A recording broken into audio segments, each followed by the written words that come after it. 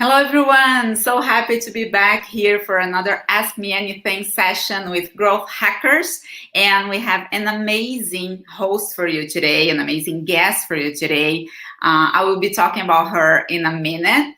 First, let me just invite you here to the Growth Hackers Conference. We have our annual conference, and it is coming up September 1st, September 2nd. As you all know, it's the first time we're holding this conference online for obvious reasons. And the first day of the conference, we are actually packed right now. We do have some few last tickets if you want to go to growthhackersconference.com and get your tickets. These are the last couple dozen ones. We don't have many, and this is the speaker lineup that you get to watch on September 1st. The agenda is amazing. We'll be talking about understanding and amplifying your core product value with Sean Ellis, mastering inner growth with Hila from GitLab, step-by-step process that helps scale over 20 products at IBM, 10 unusual growth hacks that led to $500,000 in new revenue each with Nathan Latka. And I mean, so many amazing sessions. Don't miss this. This conference this year promises. And the second day of the conference, that's also first for us, we are also holding actionable masterclasses from 4 growth leaders who we admire so much. The first one, Sean, the founder of Growth Hackers, comes up with a masterclass, a 2-hour lesson on growth, the growth program for executives, step-by-step to how to set up and get company-wide adoption for growth. It's super important if you're running growth in an enterprise, in a corporation. Next, Eric from AppQs will show us more about how he masters product-led growth through automated and personalized onboarding. All of these sessions are very, very hands-on. You've come to these sessions with a blank page. I promise you will fill that up with an amazing framework to get back to your job, to your company the next day and share with everyone. Next comes Andy Boyd from IBM. If you read his ebook on enterprise growth, you'll love this masterclass. He talks about how to build high-performing growth teams.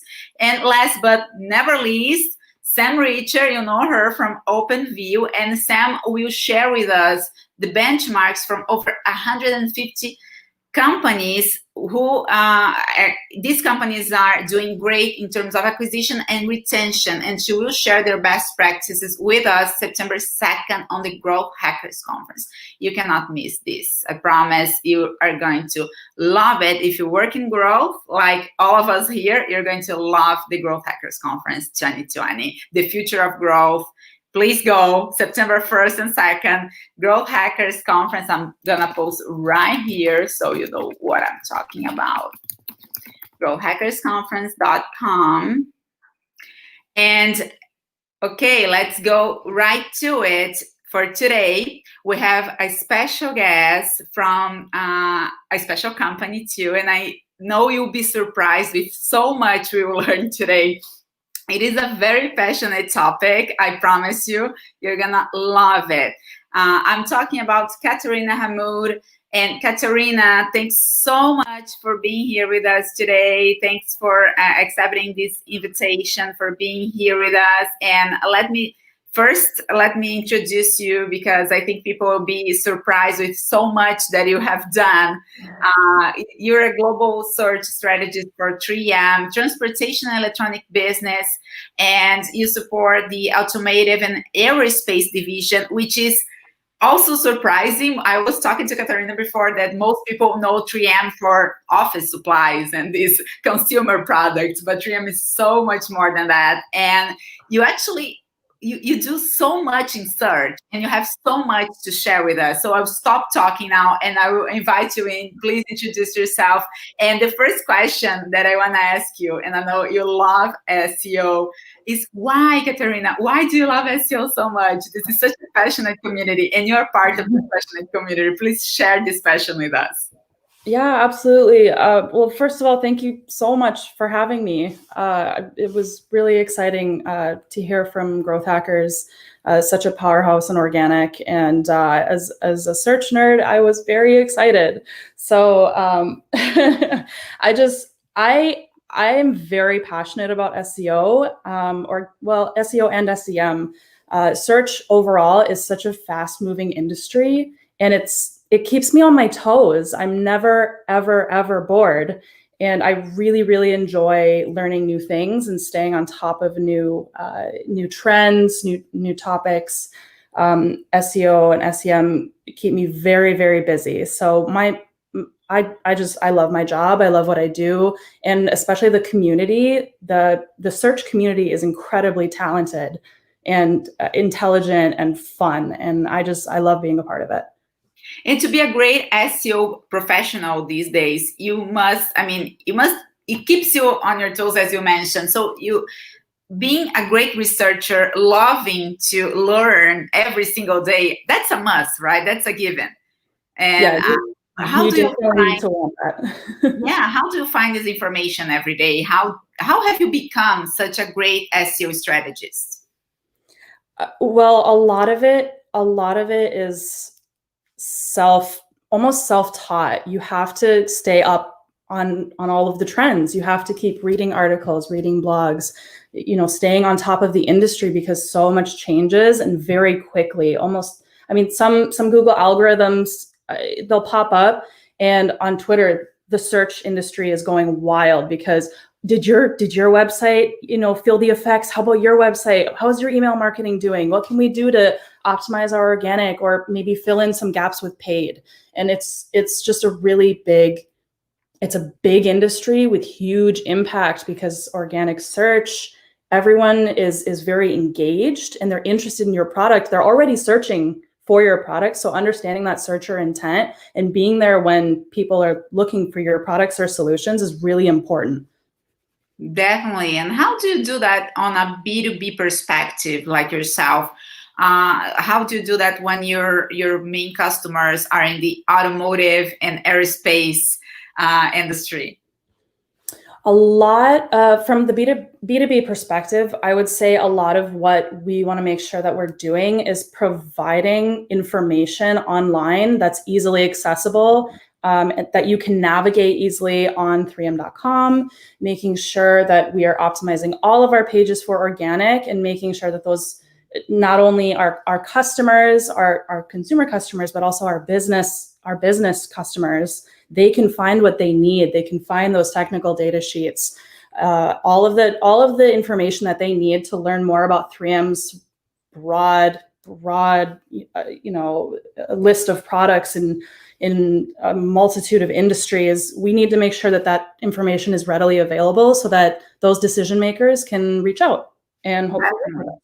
Definitely. It's all about information. B2B purchase so much more rational than B2C, and the buying journey is filled a lot with search and with information that is provided even way before this buyer get to you. So, your job is super important. We have tons of questions, not tons, but a full list of questions that came through our community. Thank you so much. If you're from the Growth Hackers community, you guys are so excited about our AMA sessions every week. Everyone posting your questions and sharing your questions. That's amazing. If you have questions right now for Katarina, you can use here the comment session on YouTube, and I will post your questions too, okay? So no worries, you can ask here, and hopefully we'll have time for Katarina to answer all of them. So Katarina, the first question comes from Gaurav, and he's always here too with us. Thank you so much, Gaurav. His question is, how should a B2B SaaS, so you answer a little bit about B2B, but how a software as a service company, especially in the marketing automation, that's his case, the marketing automation, should think about leveraging search for growth, given it's such a competitive industry? Mm-hmm. How would you do if you were to work in an industry like this?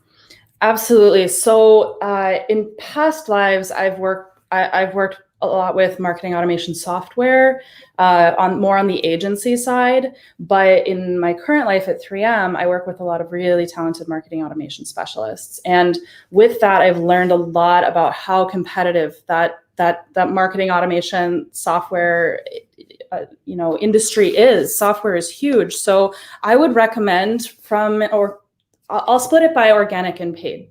From an organic standpoint, you definitely want to boost and optimize your website. Your website has to be on top of everything. All of your back end and front end data needs to be optimized, and use keyword research to create really good, valuable content on that website. Make it easy to navigate.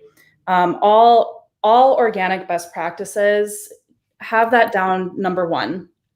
Number two, I would say, is link building. From an organic standpoint, you want to make sure that if you have a software and you have some customers that are using it, ask them to link back to you, especially if they're high authority websites. Make sure that you get maybe some case studies too, some case studies from your clients that'll help, add that relevant and valuable content to your website, especially since the space is so bloated and competitive. On the paid side, I would encourage looking into paid. I've seen a lot of marketing automation software.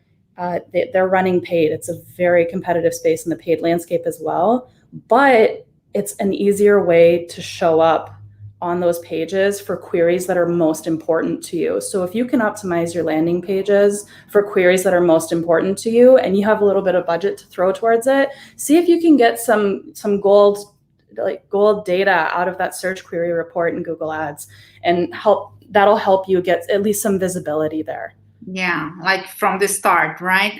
It's definitely a great shortcut, especially in the beginning. There's another question more on the personal career level from Timothy. For someone who is a recent entrant into the digital marketing field, what are the certifications worth pursuing? What have you done that you really think it was worth your money, Katarina? Yeah. Well, I mean, I wouldn't even necessarily say you need to spend money to get good certifications. All of my friends that are trying to get into digital marketing, I always recommend getting Google Analytics and Google Ads certified. It's free on the Google Ads Academy. HubSpot is also another really good place to get certifications, content marketing certifications, email marketing certifications. Those are some really good places. If you like using certain tools, SEMrush has some great certifications online. There are lots of free online certifications that you can do to learn more. But I would say Google has a really great trove of certifications on their Ads Academy. Definitely. There's another one here. Thank you so much, Katarina, for sharing this. Shirley asks her, she says hi, and she says, I'd love your thoughts on how you would approach a multi-channel search strategy, and what you think about the tactic of using Facebook and LinkedIn to drive traffic to your site. Need some last words there. Yeah, absolutely. So the biggest thing with a multi-channel search strategy is you want to, if your company has separate, search or social colleagues, make sure they're working together so that their strategies are not necessarily the exact same, but they're cohesive. They're collaborating. They're working together. That's the biggest thing I would say, especially, again, email marketing, Facebook, LinkedIn, whatever traffic that you're driving to your page, you want to make sure that page is optimized for search. So you're not just driving paid traffic to it and the page isn't ready to have traffic driven to it. If it doesn't have clear calls to action, if it doesn't have useful information, your Facebook and LinkedIn campaign should be using similar keywords that page has been optimized for. So back to that keyword research, informing all of your strategies and how they should work together cohesively. Definitely. And she also, the remainder of her question is about Google remarketing and for nurturing and eventual lead gen. So you talk a little bit about email, but can you expand a little bit on that, specifically for Google remarketing? Are people still doing a lot of remarketing on email, on the inbox, as well as outside of the inbox on the web? What do you think about that? Yeah, I think that's a little harder with some of the recent regulations that have come out.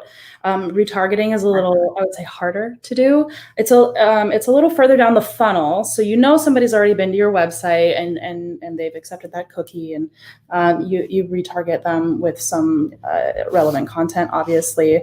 But I would say that the biggest thing is keeping it relevant. So if they've already been to your website, you want to make sure that the messaging that you're sending them after they've already been to your website isn't a, hey, welcome to our website, thanks for coming the first time. Like, no, this is the second time that they've been to a website, and you need to keep that searcher intent in mind when you're using remarketing.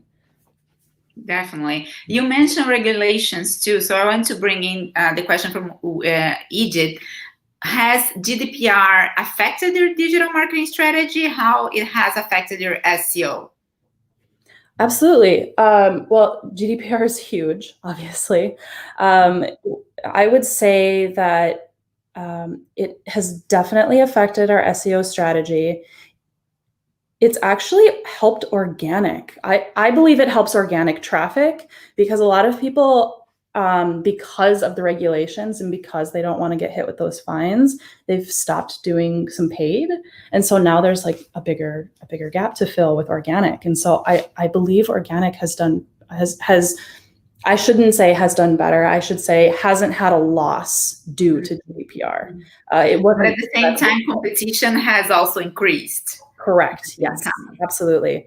But all of that, from a holistic digital marketing strategy standpoint, you have to take it into consideration. It's very, very serious, and the fines are enormous. So it's really important to take that into consideration. Definitely. Do you remember anything that you have changed simply because of regulations? Is there like any campaign or landing page that you have changed thinking about that? Or maybe a form? I would say our forms were the biggest change. You can't auto opt people in or auto give consent. So that would be the biggest change that had to happen, and that fell almost squarely on our marketing automation teams everywhere. So yeah, that would be the biggest change. Definitely. Yeah, I agree. There's another question from Gianfranco.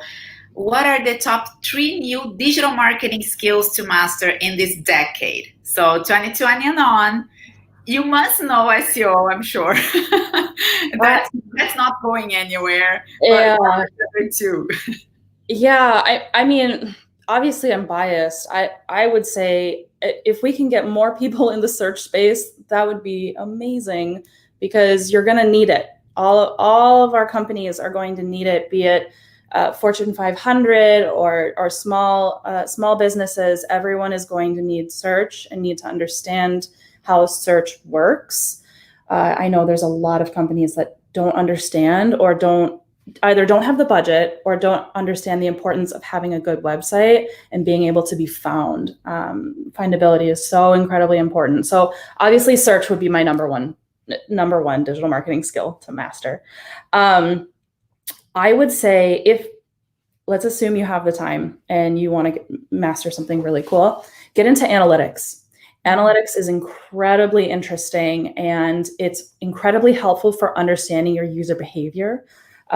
When you look at a user behavior flow, how people interact, let's say your organic or your paid search traffic, you can look at how people interact, what they're doing on your website, where they're going, where they're exiting. Are your pages not doing well, and why? And it's a lot of, I'm gonna throw this into the third skill here, data analysis. Data analysis is huge. You cannot get past 2020 and not understand how to digest data and give actionable items out of that data. That's really, really huge, because I know a lot of people that you can look at analytics, you can say, okay, well, our traffic is down. Okay, well, why? what can we do to improve? So data analysis is going to be huge. Just out of curiosity, Growth Hackers has a proprietary algorithm. You can go to growthhackers.com/insights, and we run everything on your website and interpret that data for you and deliver the insights on your inbox or on the web, on the software, if you are a user of the software.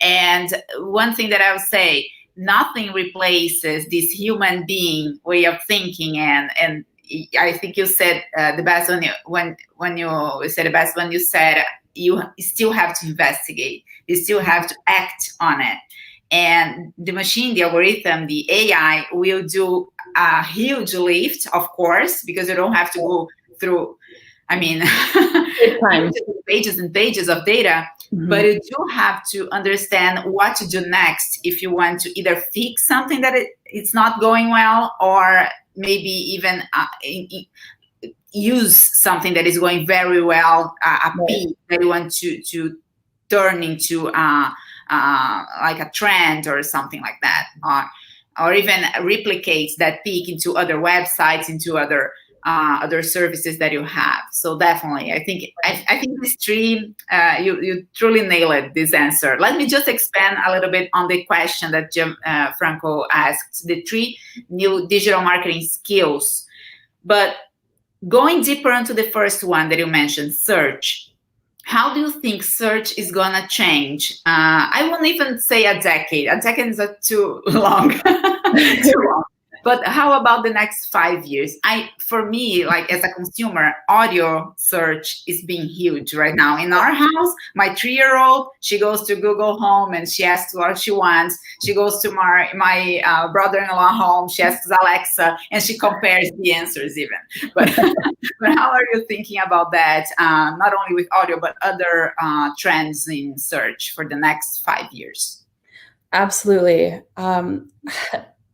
I think search is going to, I mean, I feel like we've already felt this a little bit, but search is going to explode. We've had a lot of traffic because everyone is at home now. Everyone, desktop traffic especially, desktop traffic is up. Everyone's on their desktops at home because of our current situation. And we want to make sure that, we are equipped. All of our digital marketing teams, I would encourage everyone to require any sort of basic search training so that our marketers can understand how to deal with big events like this, and how it's I would say that e-commerce is very, very big, obviously, but for those that don't do e-commerce, you have to be on top of your game with search. You have to. Everyone's going to continue to be online. It's not going anywhere. And I don't believe that any company that wants to continue in the next 5 or 10 years, they have to hire specialists and they have to invest in their digital teams and their marketing teams with these skills to make sure that they can, move forward and continue to continue to grow. Definitely, and it's going way beyond simple website search. It's all of the channels you're in. You have to understand them deeply. Yep. The App Store, social media, all social media.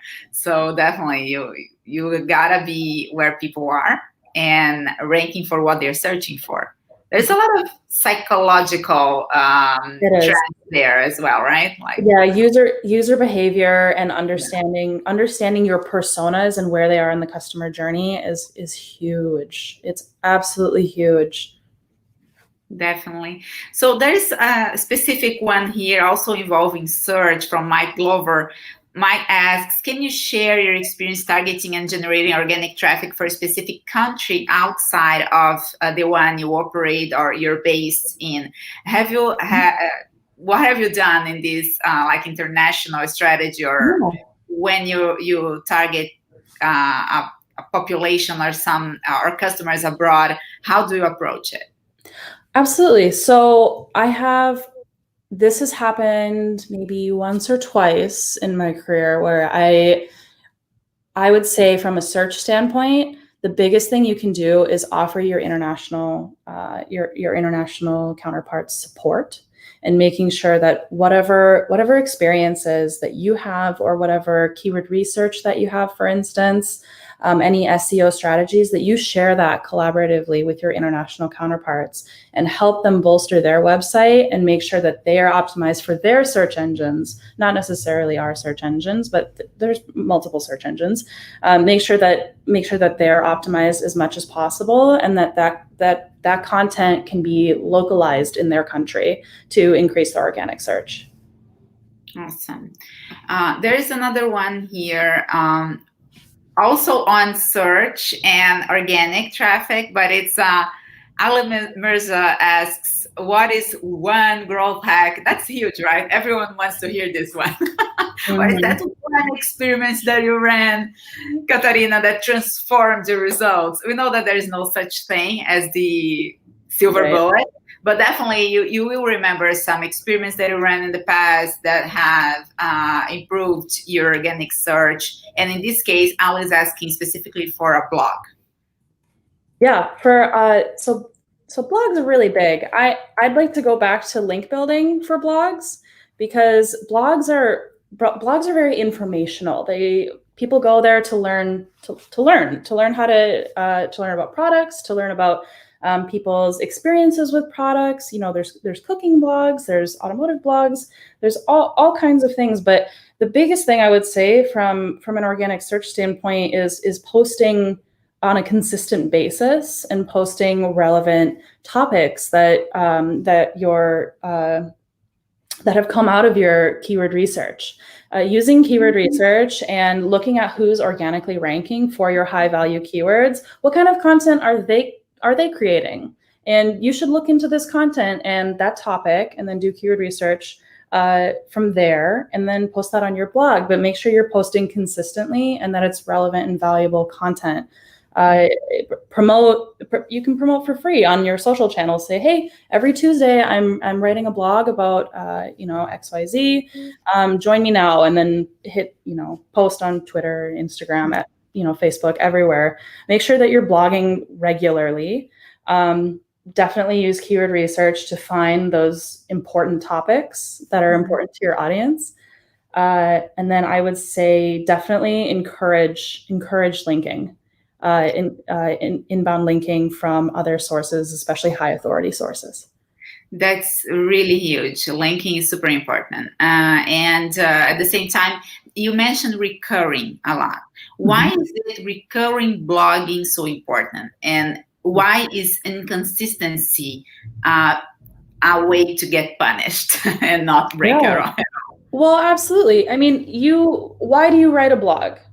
Because you have an audience. And if your audience doesn't see you engaging with them, then they won't engage with you. So letting them know, giving them a heads up that, hey, every Tuesday or every Monday and Friday, we'll be posting new content on this page and this page. Come read our blog, encouraging and engaging with your users, or just your audience is incredibly important. And knowing your audience.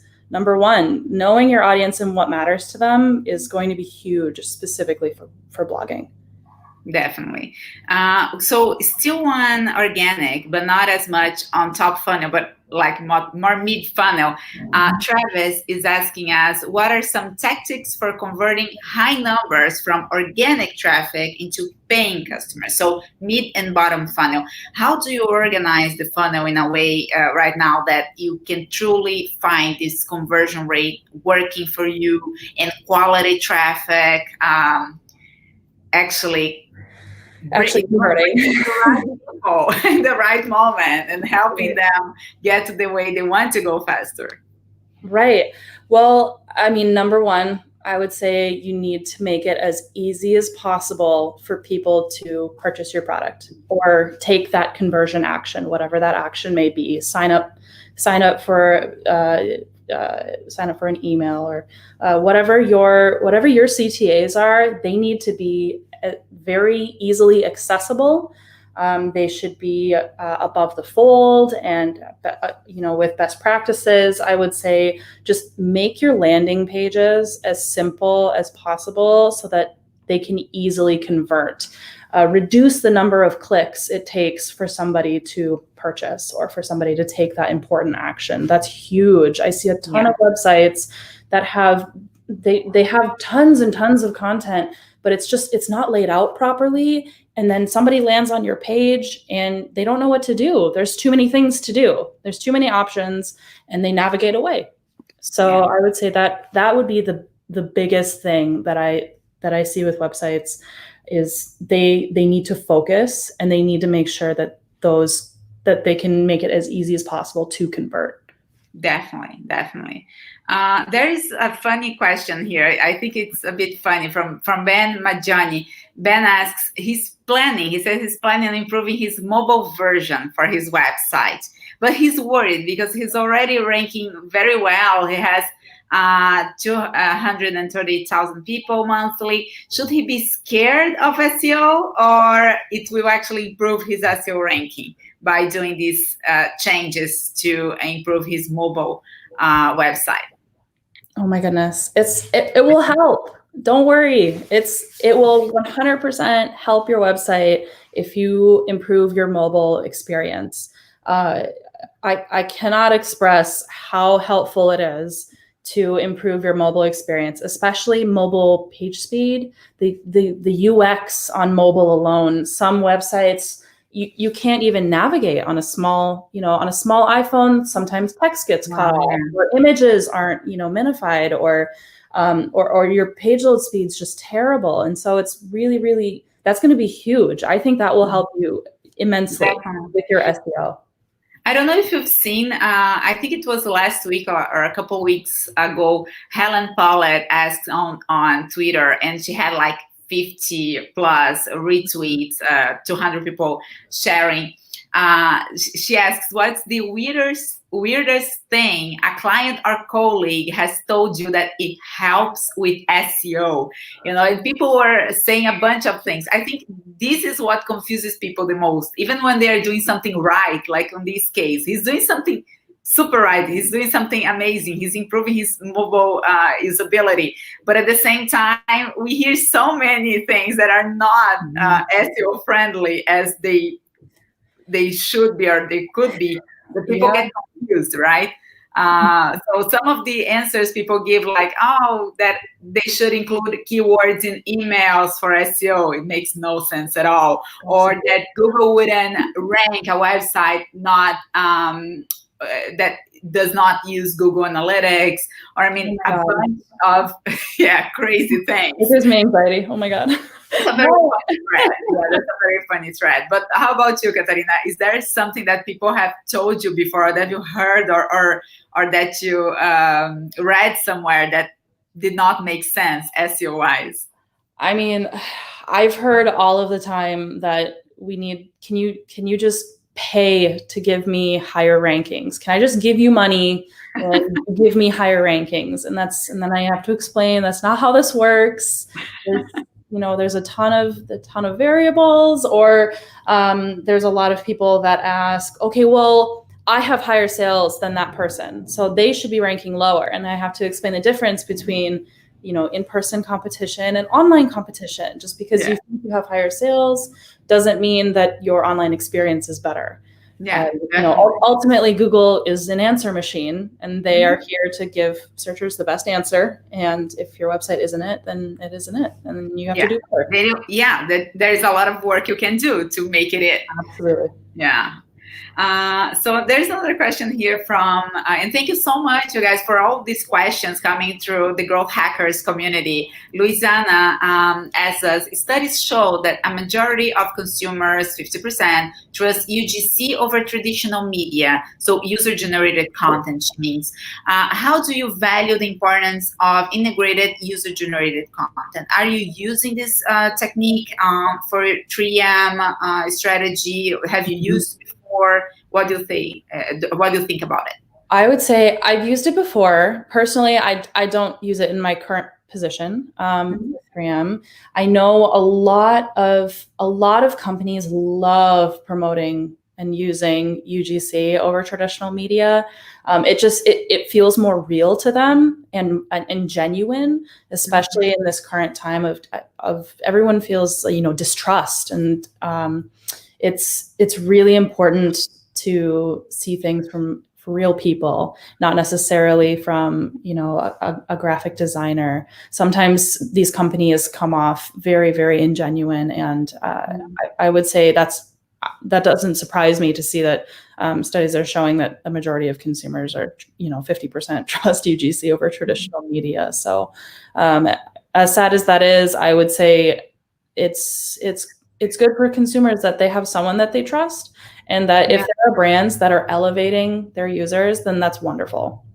Yeah, definitely. I think that relates a lot with influencers and even reviews, how people comment and suggest or even recommend products and services. Yep.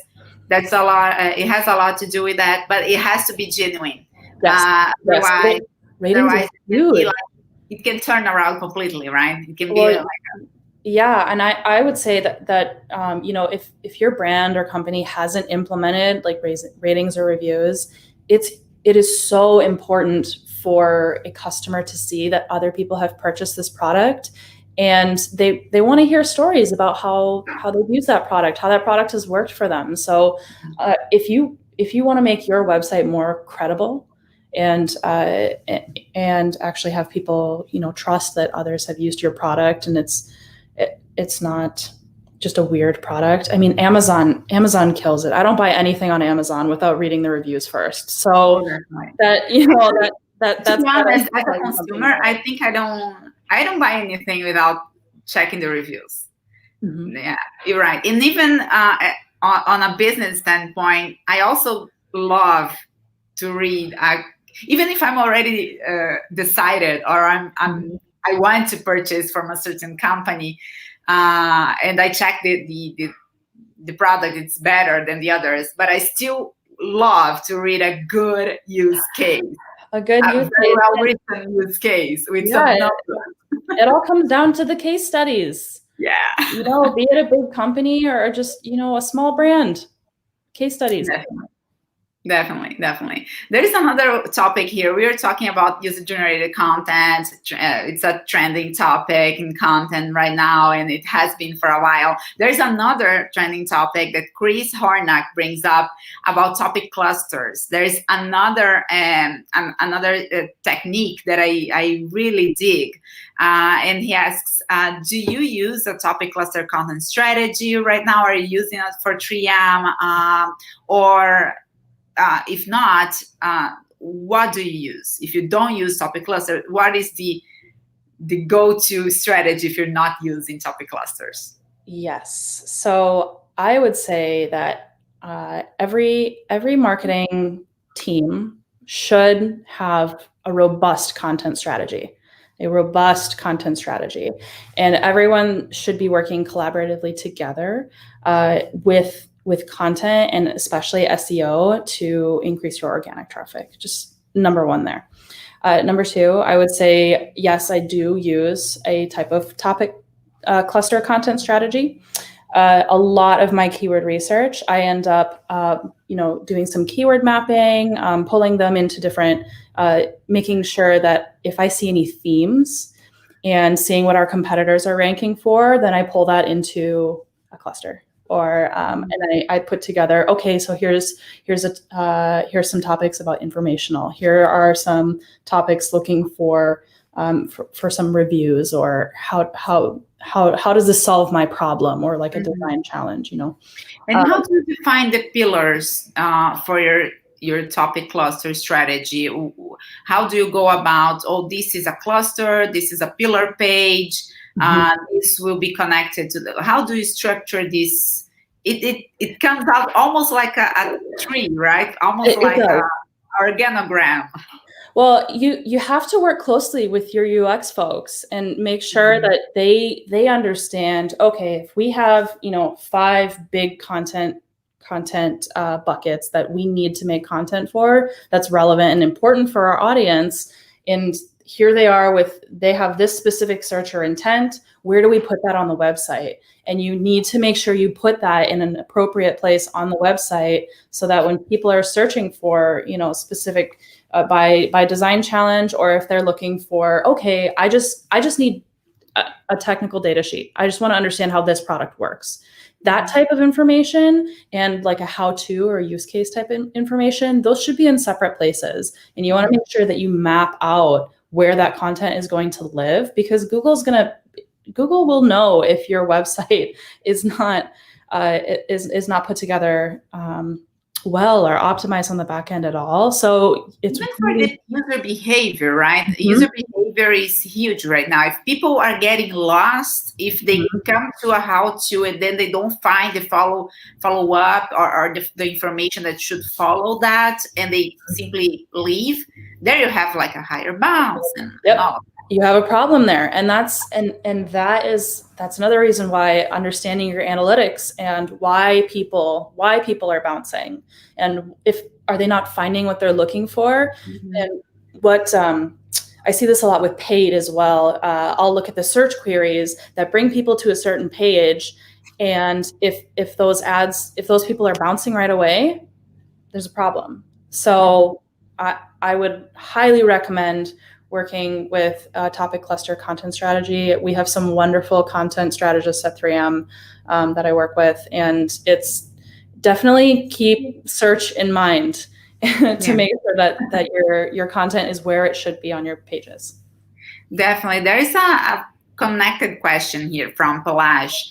Have you given equal importance to learning and applying improved performance tactics for SEO, social marketing, PPC, and email? I think what he's asking here is mostly, how do you prioritize these topics on your daily findings, research, and learnings? I would say, like everything in SEO, it depends. Sometimes organic and paid and social, you have to decide and prioritize what's more important for this audience, for this specific, let's just say for a landing page. We're focusing on this persona, and this persona they don't like LinkedIn, or they don't like paid search. You have to take that into account. Well, maybe we want to do Facebook, and focus your learning there. Or, I would say catch-all organic search is number one, and it's very, very, very important to focus the importance and your performance of organic search. Whereas social media marketing, PPC, and email, those are tactics that you should have a specific idea and strategy of when to use them and when to focus elsewhere. Definitely. There is a question here. We have talked a little bit about audio and voice search, and actually, I wanted to go a little bit deeper on that because I think it's a huge trend, let's be honest. And it is different from the average or text search, right? It is a little bit different because the type of result that you get like one result, one major result, or you have to ask again. So how do you do to be that one result? It's not a matter of being on front page, it's a matter of being the number one. And what do you have to change in your search strategy to get there?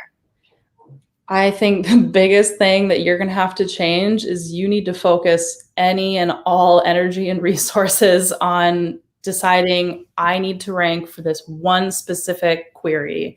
If someone asks on Google Home or Amazon Alexa, like, where is the nearest, bakery, and I want to be number one, you have to dedicate time and resource to get there. Voice search is very hard. It's very conversational. You need to make sure that you have structured data. Lists help, but voice search is a bit of a nightmare, and you need to focus on it and prioritize it, right? I'd say that's the biggest thing, is just prioritizing your strategy and holistically looking at, okay, what do we really want to focus on? Because you're not going to be the answer for every single query. Yeah, Every exactly. single So answer. prioritizing your efforts too, because it will take some effort and time to get there, Absolutely. right? It's not a Yeah. matter of Yeah, and telling those expectations, because I mean, you could be the answer today, but tomorrow, who knows? Might get lucky. We'll see. Yeah. There is a question here about speeding up things. So do you think increasing the spending on search, display, PPC and CPC will give a great boost in organic search? What do you think? I've definitely gotten this question before. I would say, as a rule, PPC does not boost organic. It does not increase your organic search if you are running paid. I would say it may increase your click-through rates if you are running paid and organic in conjunction with each other. And I say that because, let's say you're searching for something and you see an ad for growth hackers, running some software, and then look right under that, right under the ads, you see another growth hackers link, and you think, oh, well, they're on page one twice, so they must be doing well. So maybe I'll click on that because I see the brand more than once on the page.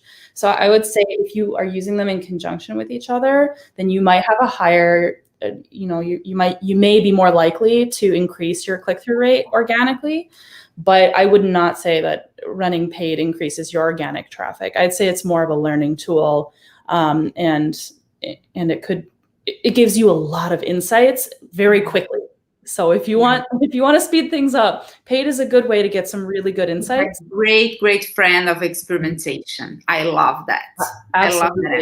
It's great. It's my favorite. Yeah, definitely. Because I mean, SEO takes time. Content takes time. So, and we're growth hackers, right? So we are all about experimenting and finding out if this is the keyword that will drive us the quality traffic that we want. So if you're testing things out, paid can definitely help you, right, Katarina?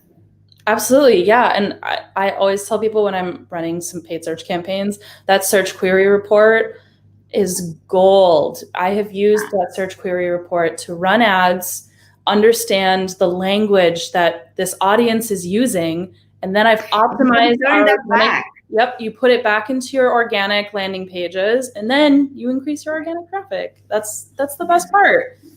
Definitely. That's amazing. And how about social media? How do you use it to grow your audience? How can you leverage? There's so many brands using social right now. Instagram is huge. They just released Reels this week. TikTok. People are all talking about that. So how do these strategies for social can impact? How can they impact your organic traffic or not really? Or how do you use that to grow your audience? One thing that I think it's kind of worrisome when brands focus only on that 100% and they don't build what I call their landscape, their own land. Mm-hmm. Their websites are theirs. For the social media profiles, that's something that we never know the day of tomorrow what the algorithm may turn into. And absolutely. I mean, the hard thing with social media is I would say there are a lot of brands that do ignore their own websites because it's less expensive to hire or have a social media strategist running social media. They already have the platform. It works so well. They already have such a large audience. You just have to go out there, produce content, and get that audience, right? You need to engage with your audience. So if you are very good at you have great assets, you got great images, great videos, excellent captions, all of your hashtags that you need, the linking, if you have e-commerce, is huge. It's so easy to advertise a brand and engage with your audience on social media because those platforms already exist and you don't have to, but websites are expensive. Websites are a lot of work. You have to maintain them. You have to invest in a good website and continue to maintain them and post relevant information. So it's I'd say there are definitely some brands that can get away with it, not optimizing their websites because they know they have such a huge social following. But leveraging social media to grow your audience, it's a really good tactic, but I wouldn't recommend only doing social media. Yeah, I think that's definitely something you can do, but you must find a way to have this audience always with you. Mm-hmm. Because you're always, if someone is on your website or consuming your content, they are there Mm-hmm. with you, and they can navigate, they can ask for something or create a contact request or something like that. Mm-hmm. And you're always thinking their nephews and yeah. so many people, not only other brands, right? It's so easy to share content, and back to that user-generated content. I mean, some brands they will repost some of their consumers' content too. So they feel like it's a conversation and it's fun because it's social media, right? But it's just such an easy platform to command such an audience and get your products and solutions out there. So I think a great follow-up question is this one coming from Kenneth. He asks, what are your top 3 components to running a successful social media marketing campaign? So now, not talking only about growing your audience there, but when you have a campaign to run, a certain goal to hit, and social media is a channel for that, of course, what are the components you're always making sure are there so your campaigns are successful? Yeah, absolutely. So in my current role, I don't do a ton with social media, but when I did work with social media, I would say the biggest things are messaging. You need to have good copy, and it has to be very compelling, and it needs to go with your persona, the voice of not only your brand, but also what kind of ad are you making on social. You need to know your audience, and you need to have great assets. So understand your audience, have great assets, and get the messaging. Oh, I suppose I should add targeting, messaging and targeting right. So four things.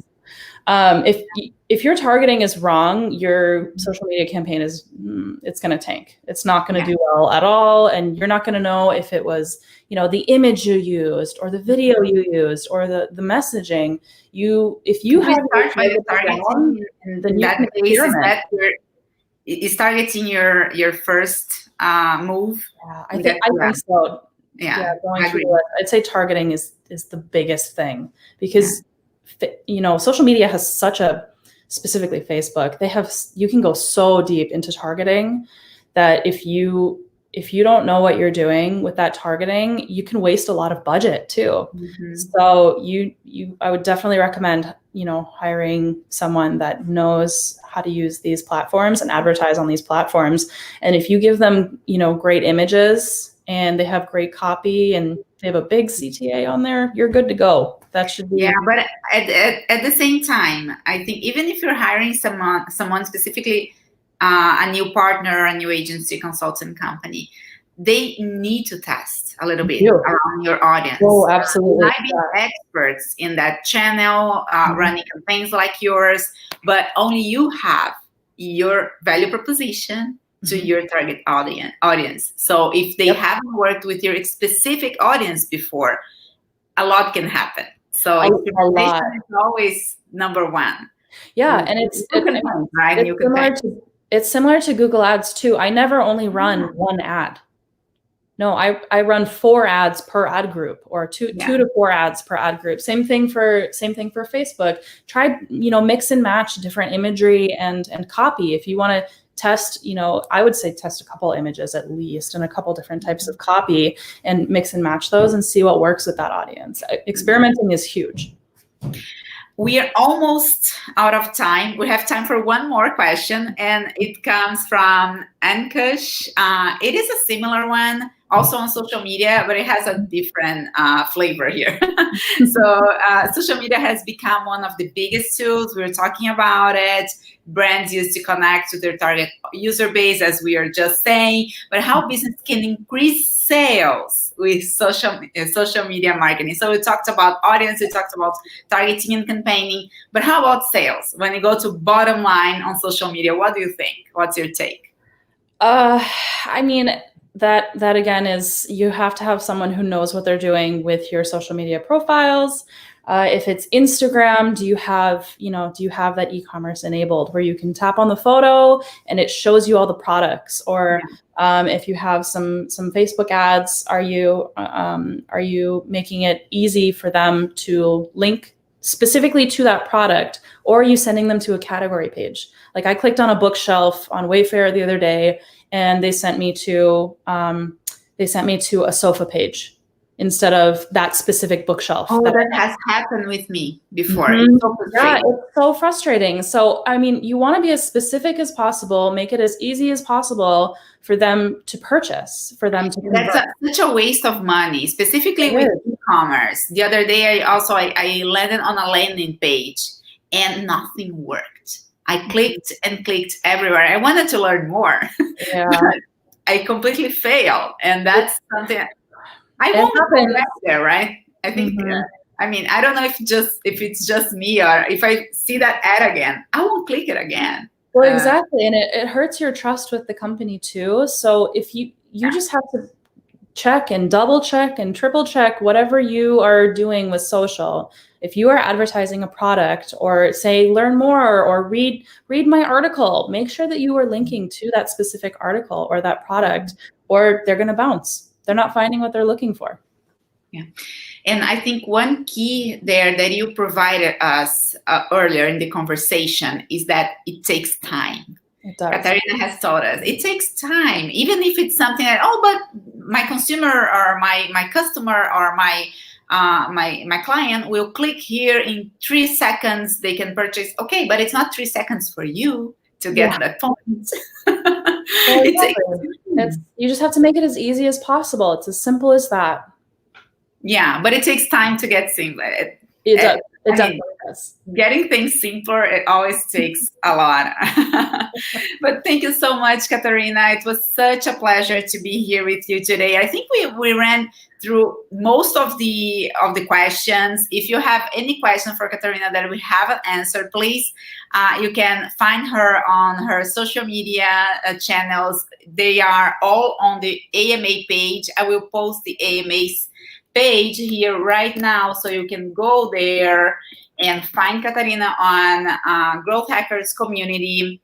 And please go to the Growth Hackers conference coming up September 1st, September 2nd.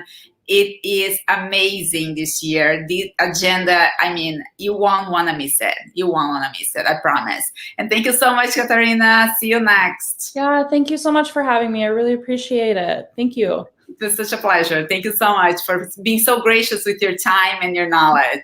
We appreciate it. Bye-bye. Bye-bye. Thanks, everyone.